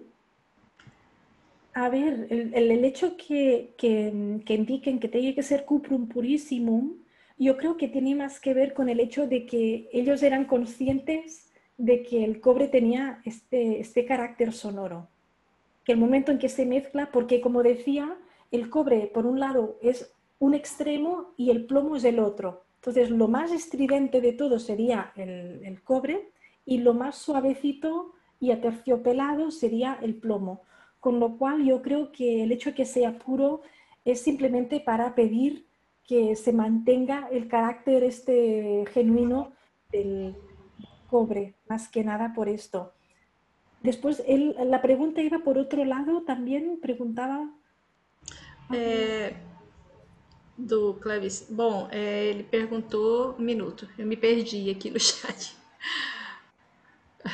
Bom, a Rita Cabu está falando sobre o clavicímbalo, né? Que pode ser tocado tanto apoiado nas pernas quanto colocado numa mesa. E o Leandro, né? Eu voltei. Somente pela pureza do material, dos instrumentos, ele seria aceito dentro da igreja, né, na religião, se seria esse o motivo. Ah, ¿qué relación tiene con la religión el hecho de la pureza? Buena pregunta. Yo creo que el hecho que sea puro con la religión en sí no tiene tanta importancia. Es decir, son los mismos clérigos que después sugieren mezclar el plomo con el estaño, con lo cual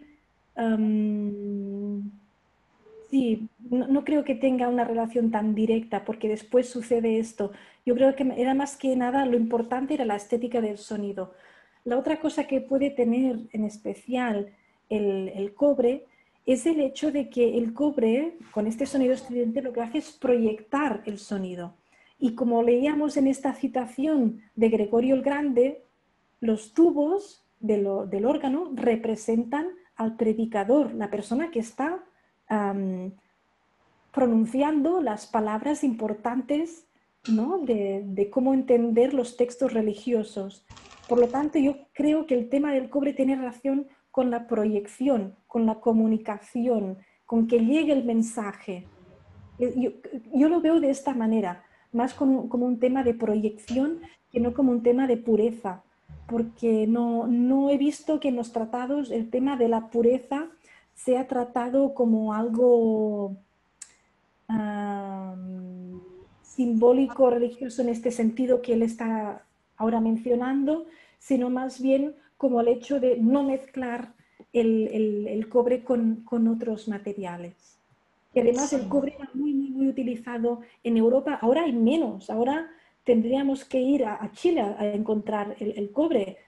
Fabricio, que nos está escuchando, lo sabe bien, que es de Chile. Hay mucho cobre ahí, pero aquí en Europa pues no tenemos tanto cobre, pero había y era muy utilizado. Incluso en orfebrería, todo lo que sería los esmaltes, pues los esmaltes se hacían encima de una placa que era de cobre y después tenía por encima pues oro o plata o otros metales pues preciosos, pero el cobre era la base de muchos objetos de metal. Entendi. A Cristiane Carvalho pergunta se dançar e tocar com o instrumento é algo que se pode ver em muitas iconografias. E como seria isso? Ah, esto es una buena pregunta. Me gusta la pregunta. A ver, sí, se ve, yo he mostrado un par, pero hay algunas más de organeto y creo que haya también de otros instrumentos. Lo que pasa es que yo como organetista pues me he centrado con el organeto, pero sí que hay con otros instrumentos también bastantes. Entonces sí, sería algo factible, naturalmente sería factible. Y después con el organeto, a ver, ¿cómo sería esto? Es una pregunta que yo también me he hecho muchas veces, porque los tubos, como veis, no están encolados. Es decir, este tubo, pues yo lo tomo y lo saco. Es decir, está puesto tal cual. Si yo estoy tocando y saltando y voy haciendo así, pues el tubo se va a hacer así. Pues no sé si es muy seguro, pero lo que sería danzar, igual nuestra idea de bailar es lo que tenemos que preguntarnos. En la Edad Media, ¿qué era para ellos la danza? Igual hacer un movimiento en sí, pues ya es una danza. Ya puede, entonces, el hecho de hacer pasos, por ejemplo, una procesión, pues la procesión se hacía un montón de una iglesia a otra o dentro de la iglesia. Entonces, hacer una procesión cantando y tocando, donde uno está ya caminando, haciendo unos ciertos pasos, pues es posible. Y otra cosa es que danzar no es necesario saltar, ¿no? Entonces yo me imagino la Caminhar. posibilidad de, aparte de caminar, pues me pongo aquí, pero no sé si se verá muy bien, es que yo puedo hacer así, flexionar pues, las rodillas, puedo alzar también, puedo hacer movimientos. Entonces sería, yo me imagino que el hecho de danzar sería una combinación entre los movimientos que uno puede hacer mientras toca. Pero bueno, estoy trabajando en ello para poder mostrar un ejemplo danzado que me encantaría hacerlo y que además pueda incluir este movimiento, el paso que hemos visto en la coreografía, que era pues alzando una pierna por detrás, que esto tampoco es un salto necesariamente, es decir, pasar la pierna por detrás de la otra es simplemente un paso. Entonces, si uno tiene equilibrio, pues un poco de equilibrio, tampoco hace falta ser un bailarín de ballet, creo que se podría hacer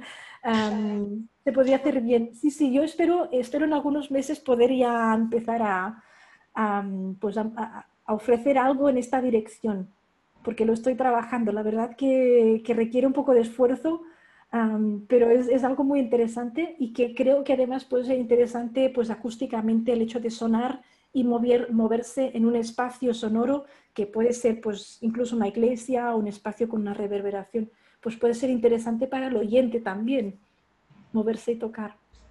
Sim.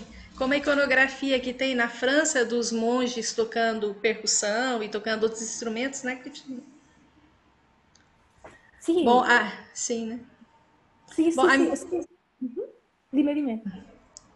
não, a minha pergunta é sobre o diapasão.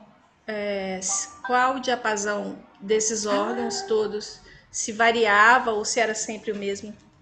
mm, esto es una buena pregunta. Entonces, lo que sería el diapasón, por ejemplo, hoy en día pues utilizamos 440, ¿no? Para instrumentos modernos, etcétera. Y es una buena pregunta porque ¿cómo lo podemos saber qué diapasón utilizaban en este tiempo? Pues la verdad que está complicado porque no teníamos diapasón en la época medieval. Entonces, ¿a partir de cuándo empezamos a tener un objeto que nos permite medir la frecuencia? Y esto llega muy tarde, pero en la época medieval seguro que no la tenemos. Entonces, lo que sí que sabemos es que ellos no funcionaban como nosotros, de que decíamos, vamos a IKEA y necesitamos una mesa de 35 centímetros por 83, sino que ellos funcionaban por proporciones. Necesito una mesa que sea el doble de largo que de ancho. Entonces, esta idea de proporción, que hemos hablado antes, de temas de proporciones, esta idea de proporción sí que se mantiene. Es decir, da igual qué diapasón se tome, que mientras las proporciones se mantengan, la quinta sea una quinta justa, por ejemplo, decir algo, mientras estas proporciones se mantengan, el instrumento en sí pues está salvado, está bien, está en casa. Lo que pasa es que nosotros como músicos del siglo XXI necesitamos a veces encontrar una manera de poder entendernos cuando tocamos juntos. Si yo voy con un instrumento a 440 y otro va a 473 y el otro está pues a 391, pues claro, no podemos tocar juntos, tenemos que encontrar una solución. Entonces yo entiendo que es una convención moderna el hecho de que nosotros ahora tengamos que decidir comprar un instrumento en un diapasón que nos sirva para nuestros grupos y para la gente con quien tocamos. A Leida Pérez pergunta se tem organetos conservados em algum museu atualmente ou instituição. Es una muy buena pregunta esta, que desgraciadamente no tenemos ninguno de medieval.